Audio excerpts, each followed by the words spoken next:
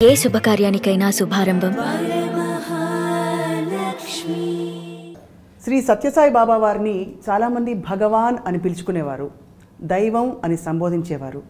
అలాగే బాబావారు అనేవారు, స్వామి అంటారు. ఎలా పిలిచినా కూడా ఆయన పలికిన మాట మాత్రం వాస్తవం.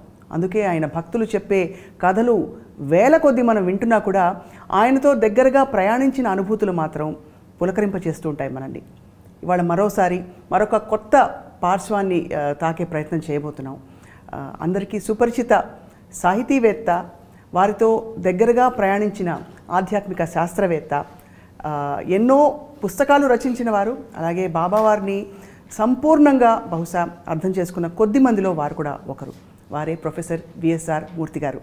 వారితో మాట్లాడబోతున్నాం. బాబావారి ప్రయాణం, వారి సహప్రయాణం ఏ విధంగా ఉందని చెప్పి. గురుగారు నమస్కారం. శుభమ్మా. శుభం. గురుగారు, దైవం మానుష రూపంలో అవతరించే ఈ లోకంలో బాబావారిని మరి ఇంతమంది ఇన్ని విధాలు అనుకుంటారు కదా, మీరు ఫైనలీ ఆయన చూసినప్పుడు ఒక గొప్ప మనిషి అనుకున్నారా? 12వ ఏట ఫస్ట్ టైం చూసినప్పుడు ఆనాటి ఆ మెచ్యూరిటీ లెవెల్లో చాలాసేపు నడిచి రావటానికి టైం పడుతుంది, కానీ ఒక సెకండ్లో వచ్చారు. ఇదేదో ఇప్పుడు మీరు అన్నారే మానుష అని, అతిమానుషంగా అనిపించింది అప్పుడు నాకు. అంటే అతిమానుషం ఏదైనా దైవమేనా అంటే కాకపోవచ్చు. అతిమానుషం అంటే ఒక ఎక్స్ట్రా ఎనర్జీ. ఇక్కడ దైవం అనేటువంటిది, భగవాన్ అనేటువంటి వచ్చినప్పుడు నేను ఆ ఫేసెస్ అన్నీ నెమ్మదిగా అనుభవించాను. కానీ మొట్టమొదటిసారి చూసినప్పుడు మాత్రం మానవాతీతమైనటువంటి ఒక మహాశక్తి ఒక సాకారంగా ఉన్నదే అని అనిపించింది. అది ఆ బాల్యంలో కలిగినటువంటి తొలి అనుభూతి.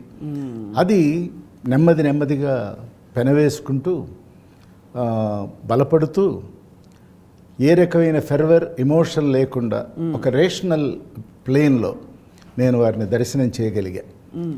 కనుక భగవాన్ అంటే దేవుడు అనేటువంటి మామూలు సామాన్య అర్థం కాదది. భా అంటే వెలుగు, గా అంటే జ్ఞానం. ఈ జ్ఞానము వెలుగు ద్వారా జ్ఞానాన్ని పొందాలి. జ్ఞాని ఎప్పుడూ వెలుగులో ఉంటాడు, వెలుగు పంచుతూ ఉంటాడు. వెన్నెల వేరు, వెలుగు వేరు కదా. అవును, వెన్నెల వస్తూ ఉంటుంది, పోతూ ఉంటుంది, వెలుగు ఎప్పుడూ ఉంటుంది. కాబట్టి ఈ రెండూ కలిగినటువంటి వారు ఎవరంటే భగవాన్. కనుక నా దృష్టిలో సత్యసాయిబాబా వారు నిత్య సత్య శాశ్వతమైనటువంటి ఒక ఆనందానికి సంకేతం, ఒక సంపూర్ణత్వానికి సంకేతం, ఒక దివ్య ప్రేమకి సంకేతం, సంపూర్ణ మానవత్వానికి కూడా అదే సంకేతం. కాబట్టి సంపూర్ణ మానవుడిగా ముందు నేను అనుభవించడం మొదలుపెట్టి దానిలో నుంచి దైవీ లక్షణాలన్నీ కూడా స్వామి యందు ప్రతిఫలిస్తూనే ఉన్నాయి. కాబట్టి మానవుడే దేవుడు అనే నిర్ణయానికి నేను వచ్చేసా. పైగా భారతీయ పురాణ వాంగ్మయం తీసుకుంటేనమ్మా, దేవుడు ఎప్పుడూ మానవ రూపంలో వచ్చే జాతిని ఉద్ధరించాడు. మనకి ప్రమాణం రామకృష్ణాది అవతారాలు కదా.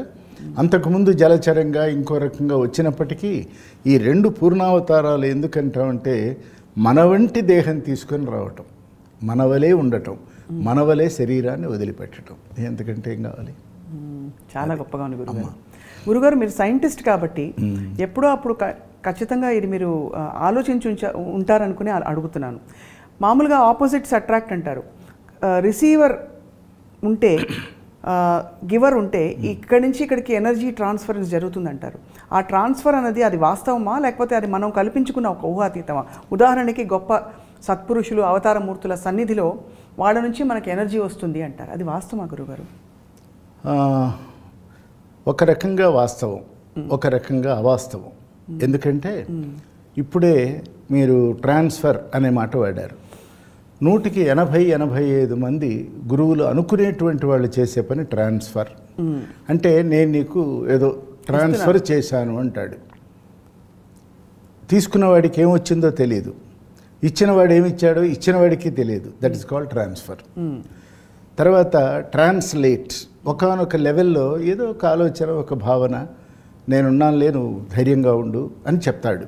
అది ట్రాన్స్లేషన్. ట్రాన్స్లేషన్ లేదు, ట్రాన్స్ఫర్ లేదు. ట్రాన్స్మిషన్ ఎక్కడ జరిగితే అది నిజమైనటువంటి energy flow. It should be transmitted. ఇప్పుడు శ్రీశైలంలో పవర్ జనరేట్ అవుతుంది, మనం ఉన్న గదిలో ఈ గదిలో ఆ లైట్ వెలుగుతుంది. దిస్ ఈజ్ ట్రాన్స్మిషన్, అంతే కదా. అవును.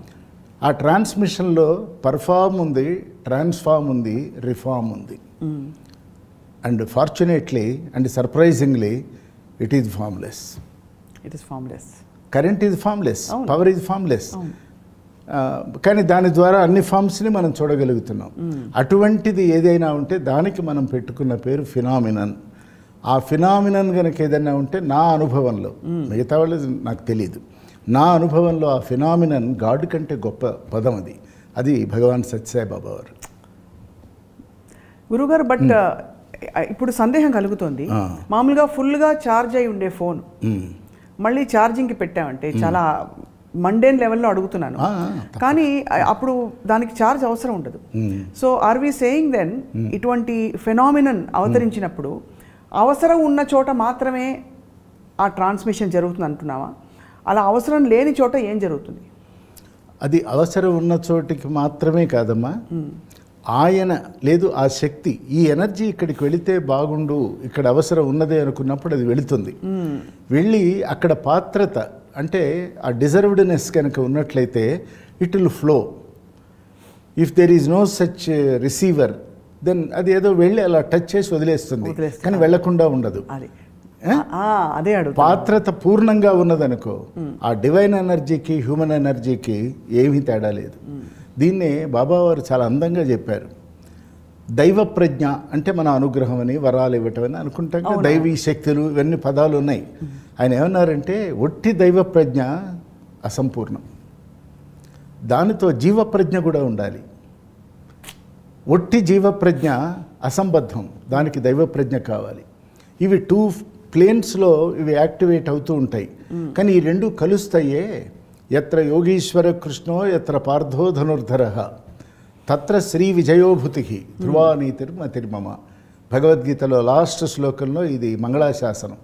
అంటే సమర్థుడైనటువంటి యోగీశ్వర స్థాయిలో ఉన్న ఒక గురువు ఉంటే, నిత్యము ధనుర్ధారి అయి ఎవరైతే సంసిద్ధుడై ఉన్నాడో అటువంటి అర్జునుడు ఉన్నట్లయితే ఈ యోగత్వం అంతా అర్జునుడికి ఏర్పడుతుంది. ఇక్కడ కృష్ణుడు భగవంతుడో చిచ్చక్తో ఏదో మనం పేరు పెట్టుకున్నట్లయితే పాత్రతని బట్టి ప్రవాహం ఉంటుందమ్మా, పల్లాన్ని బట్టి నీరు జారుతుందమ్మా, అంతే. సో ఫైనల్గా ఈ పార్శ్వాన్ని మళ్ళీ కంటిన్యూ చేస్తూ, ఈ పాత్రత కానీ అర్హత కానీ అవసరం కానీ అది దేని పరిణామం? It's a function of what? Over several births, అనేక జన్మలలో ఒక జీవుడు చేసుకునే కొంత సాధన ఉంటుంది. ఆ సాధన కర్మయోగం కావచ్చు, కొన్ని జన్మలు భక్తి యోగం కావచ్చు, అక్కడ జ్ఞానయోగమే ఉండకపోవచ్చు. కానీ ఒకానొక జన్మలో జ్ఞానయోగం ఏర్పడినప్పుడు ఈ జ్ఞానమే భక్తై భక్తి కర్మై ప్రతిఫలిస్తుంది. ఆ మూడు ఎట్లా త్రివేణి సంగమంలో డిమార్కేషన్ ఎట్లా లేదో, మూడు కలిసి ఎట్లా సంగమించి ఉన్నాయో, మొదట్లోనే కర్మయోగంలో ఉన్నానన్నాడు ఒక జన్మలో, పరిపూర్ణమైనాడు. రెండో జన్మ ఎత్తాడు, భక్తి యోగంలో పూర్ణం చేసుకున్నాడు. మూడో దాంట్లోకి వచ్చి జ్ఞానయోగం కూడా పూర్తయింది.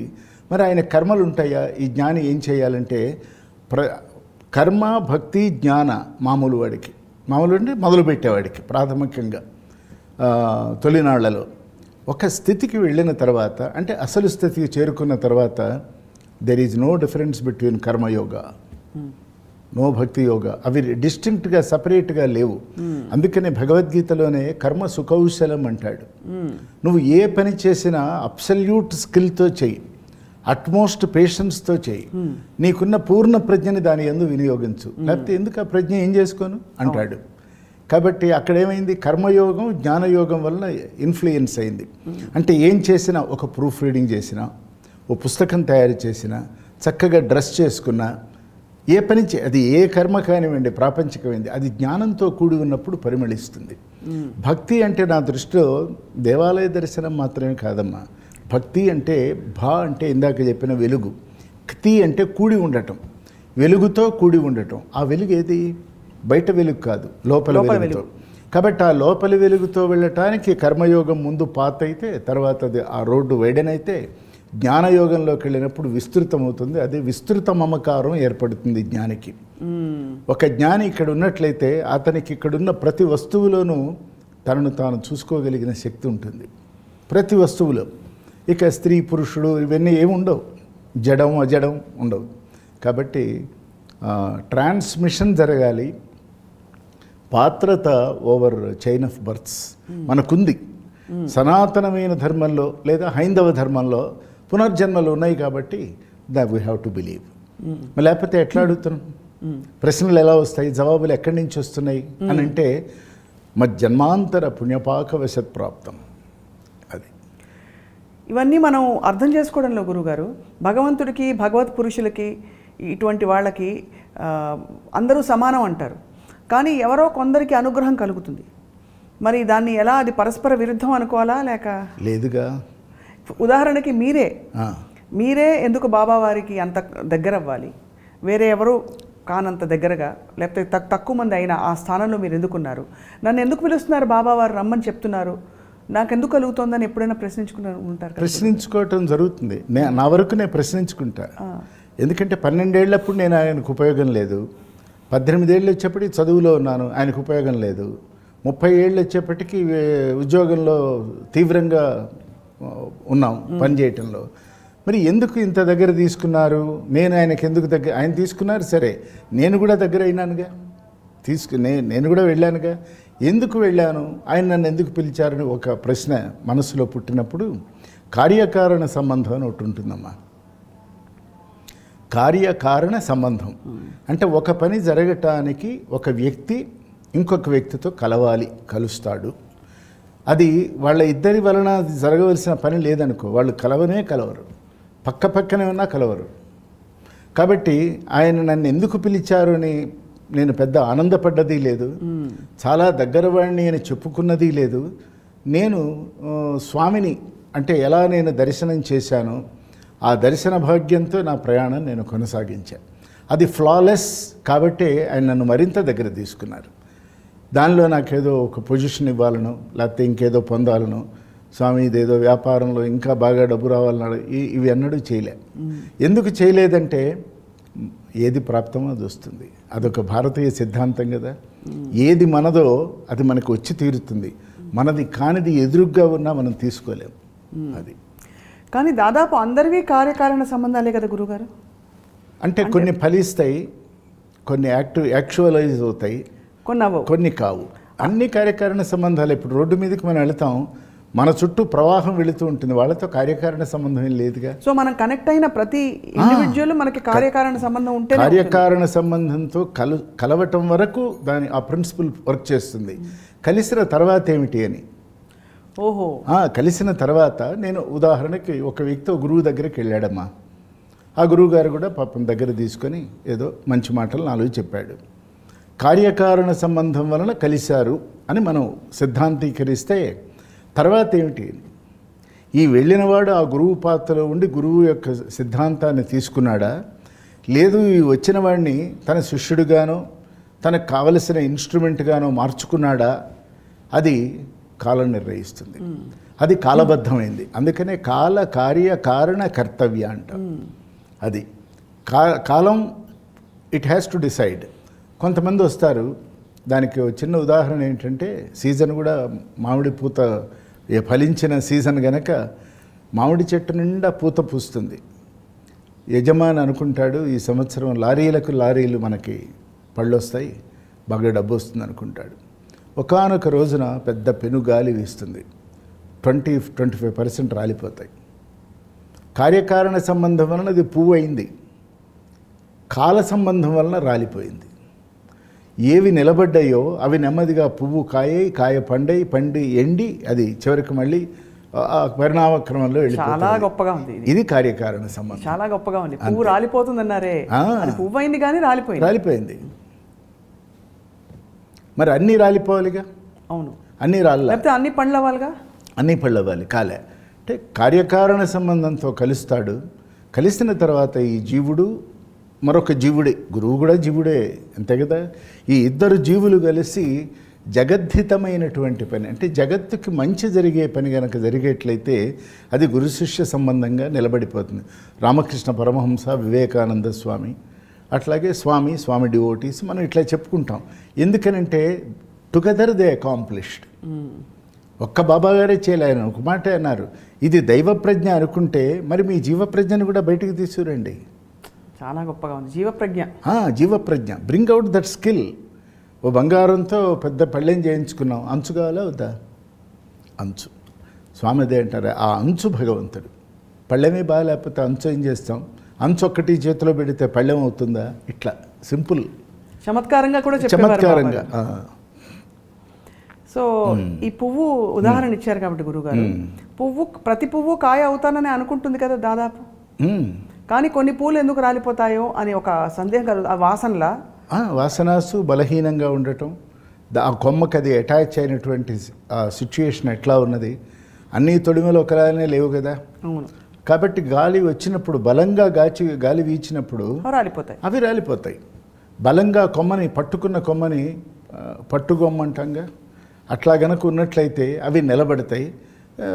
పరిణామక్రమంలో అవి కాయలు అవుతాయి, కాయలు మళ్ళీ అవే పళ్ళు అవుతాయి, మన చేతికి వస్తాయి. అంతే. సంపూర్ణమైన లార్జర్ పిక్చర్లో ఆ పువ్వు రాలిపోవడం కూడా, గాలి వీచి రావడం కూడా అది దైవానుగ్రహం ఖచ్చితంగా. అంటే పార్ట్ ఆఫ్ నేచర్ యొక్క దాని ఇంకా చెప్పాలంటే మెటాఫిజికల్ స్టేట్లో that is balancing of energy in the creation.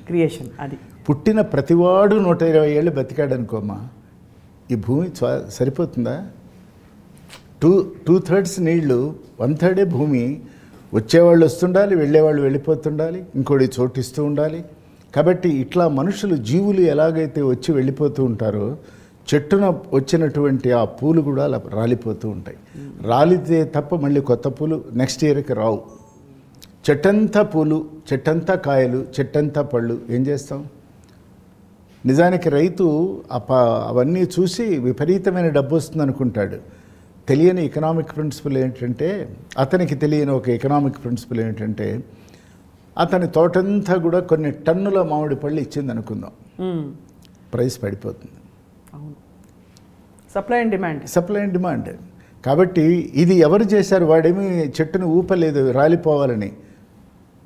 ప్రకృతి ధర్మం అని అందుకనే ప్రకృతి ధర్మం అని, అనాత్మ ధర్మం అని వేదాంతంలో పరిభాష.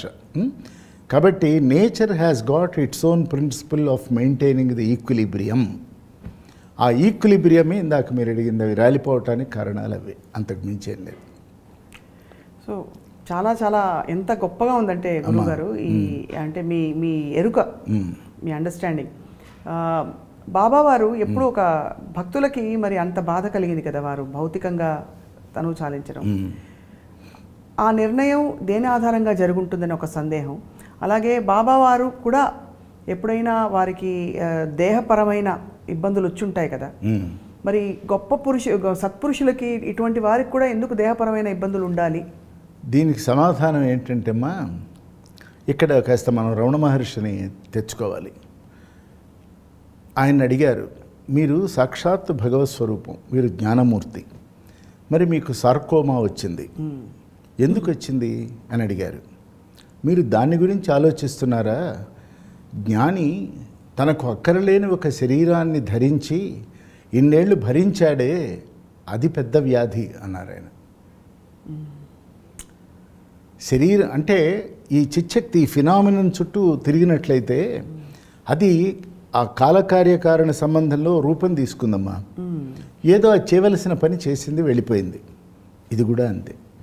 బాబా గారికి కూడా చివరిలో 2003 హీ హ్యాడ్ ఎ ఫాల్. తర్వాత వారు వీల్ చైర్కి రెస్ట్రిక్ట్ అయినారు. కానీ వీల్ చైర్లో ఉన్నప్పుడు చేసినన్ని గొప్ప పనులు మామూలు రోజుల్లో ఆయన చేయలే, అంటే చేయించలే. ఇక వీల్ చైర్కి అయిపోయిన వాళ్ళు ఏమంటారు, మామూలు మనిషి అయితే ఏముంది చేయటానికి, అంతా అయిపోయింది, నేను నడవలేను, కూర్చోలేదు అంటారు. అక్కడ కూర్చొని శాసించారు ప్రపంచాన్ని. అది కాబట్టి ఇది ఎందుకు వస్తుంది ఈ సత్పురుషుల కంటే, మన దృష్టిలో వాళ్ళు సత్పురుషులు, వాళ్ళు అసలు పురుషులే కారు, స్త్రీలు కారు, వాళ్ళు కేవలం ఆత్మస్వరూపాలు. ఆ బాడీని ధరించి వచ్చినాయి, కొంతకాలం భరించినాయి, తర్వాత విసర్జించినాయి, అంతే. భరించినాయి, విసర్జించినాయి. దానికి స్వామి ఒకానొక సందర్భంలో ఇట్లాగే మాట్లాడుతున్నప్పుడు, maybe I must be in my 35-40 ఏళ్ళు వచ్చి ఉంటాయి అప్పటికి. అప్పుడు ఒకసారి అన్నారు, శరీరం అనేది ఎందుకు వస్తుందో తెలుసా? పోవటానికి వస్తుంది. ఎందుకు పోతుందో తెలుసా? మళ్ళీ రావటానికి వస్తుంది. దీన్ని కృష్ణుడు ఏమన్నాడు? జాతస్య హి ధ్రువో మృత్యు ధ్రువం జన్మ మృతశ్చయ. పుట్టినవాడు పోవాలి, పోయినవాడు రాక తప్పదు, మళ్ళీ వస్తాడు. అంటే ఇది ఏమవుతుందంటే ఇది ఒక సైకిల్. ఈ సైకిల్లో ఈ సత్పురుషులు కూడా మేనిఫెస్ట్ అవుతూ ఉంటారు. అందుకే వాళ్ళు కొంతకాలం ఉంటారు. ఆ పని అయిపోయిన మరుక్షణం వాళ్ళు అక్కడి నుంచి వెళ్ళిపోతారు. కాబట్టి స్వామికి దేహానికి నాకు తెలిసినంతవరకు అనారోగ్యం ఎరగని దేహం అది 2003 దాకా. ఆయనకేం జలుబు. తర్వాత ఇంకొకటి చమత్కారంగా చెప్పటం లేదు, ఆశ్చర్యంతో చెప్తున్నా. అబ్జర్వ్ చేశారో లేదో, లేకపోతే సీడీలు ఉన్నాయి, ఆయనతో చూసిన వారు ఉన్నారు, దగ్గరగా ఉన్నవాళ్ళు. ఆయన ఆవులించగా నేను చూడలేదమ్మా, ఆయన తుమ్మగా నేను చూడలేదమ్మా. తర్వాత ఒక స్టేజ్ మీదకి వచ్చి కుర్చీలో కూర్చున్నప్పుడు మళ్ళీ దిగి వెళ్ళిపోయేదాకా శరీరం ఒకే నిభృత శరీరం అంటాం, just perpendicular to the ground 100%. అది అటు ఇటు ఊగదు తూగదు. అద్భుతం. ఇవన్నీ ఎట్లా అంటే this all through mind control, కాన్షియస్నెస్తో కనెక్ట్ అయి ఉంటారు వాళ్ళు ఆల్వేస్. ఏదో మధ్యలో మనబోటి వాళ్ళు వెళ్ళి స్వామి మీ అనుగ్రహం కావాలంటే సరే అంటారు, అయిపోయింది, మళ్ళీ దే విత్డ్రా. ఈ బయట మేనిఫెస్ట్ అయ్యేవన్నీ కూడా చాలా ఫ్రాక్షన్ ఆఫ్ సెకండ్స్, వాటిని మనం చాలా గ్లోరిఫై చేసుకుంటాం. కాబట్టి స్వామి విషయంలో నేను దర్శనం చేసింది అది అట్లా. మరి ఆయన కూడా చివరిలో హాస్పిటలైజ్ అయినారు కదా అని కదా ప్రశ్న. అవును, అంటే అది మానవ మాత్రలకు అర్థం కాదు. దానికి ఆన్సర్ ఏంటంటే అలా కాలేదు అనుకుందాం. హాస్పిటలైజ్ కాలేదు, హాస్పిటల్కి వెళ్ళలేదు, పొద్దున్న దర్శనం ఇచ్చారు, సాయంకాలం మాయమైపోయారు. శరీరం వదిలిపెట్టారు కాదు, మాయమే అయిపోయారు. తట్టుకోగలరా? మాయమై ఎక్కడికి వెళ్ళారు? మళ్ళీ ప్రశ్నలే కదా. అందువల్ల ఈ ప్రాసెస్ కూడా వాళ్ళు అలౌ చేస్తారమ్మా. బికాస్ దే వాంట్ అందరికీ వాళ్ళు అనేది ఏమిటంటే పాంచభౌతిక దేహాన్ని తీసుకొచ్చిన సామాన్య సాధారణ జీవుడైనా అవతారమూర్తి అయినా వాళ్ళు శరీరాన్ని వదిలిపెట్టవలసిందే. They have to discard the mortal coil. దాన్ని ఎలా ప్రూవ్ చేయాలి? చేయాలంటే వాళ్ళు దాన్ని పణం పెడతారు. రామకృష్ణ పరమహంసకి థ్రోట్ క్యాన్సర్ వచ్చింది. వస్తే ఆయన్ని అడిగారు, మేము చూడలేకపోతున్నాం, మీరు నయం చేసుకోండి, మీరు కూడా పాలు తాగండి అంటే ఆయన ఇచ్చిన ఆన్సర్ ఏంటంటే, మీరు అలా ఎందుకు అనుకుంటున్నారు? ఈ రామకృష్ణ తాగితే ఒక్క రామకృష్ణుడు తాగుండేవాడు, కానీ మీ తాగుతున్నటువంటి మీరందరూ రామకృష్ణులు కాదా అన్నారు. అంటే జ్ఞాని యొక్క సంపూర్ణమైన విశాల భావన అది. మనం ఏం చేస్తామంటే ఒక సమష్టిని వ్యక్తిగా చూస్తాం, వాళ్ళు ఒక వ్యక్తిని సమష్టిగా చూస్తారు. ఇండివిజువల్ అండ్ యూనివర్సల్ ఆ అప్రోచ్ వేరు అసలు.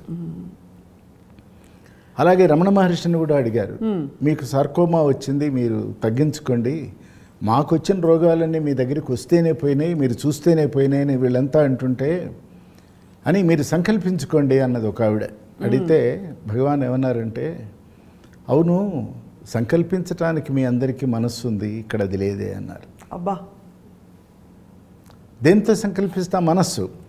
మనస్సుని దాటి అధిమానసికమైన స్థాయికి వెళ్ళినవాడు, ఊర్ధ్వ చైతన్యంతో సంగమించినవాడు, చైతన్యమే తానైనవాడు, నాన్ డ్యూయల్గా ఉన్నవాడు, ఈ రెండు అభేదం అనుకున్నవాడు, వాడికి వస్తువు ఇంకోటి ఆత్మ కాని మరొక వస్తువు ఎక్కడుంది వాళ్ళకి? మనకి మనస్సు వేరు, దేహం వేరు, ఆత్మ వేరు, బాడీ మైండ్ సోల్ అని మన పుస్తకాలు రాస్తుంటాం కదా. అది అజ్ఞానంతో రాసేటువంటివి, అజ్ఞానంతో చెప్పేవి. జ్ఞాని అయినటువంటి వాడికి మూడు ఒక్కటి. తన శరీరాన్ని తాను పరాయిగా చూస్తాడమ్మా. అక్కడ ప్రారంభమవుతుంది వాళ్ళ ఇది.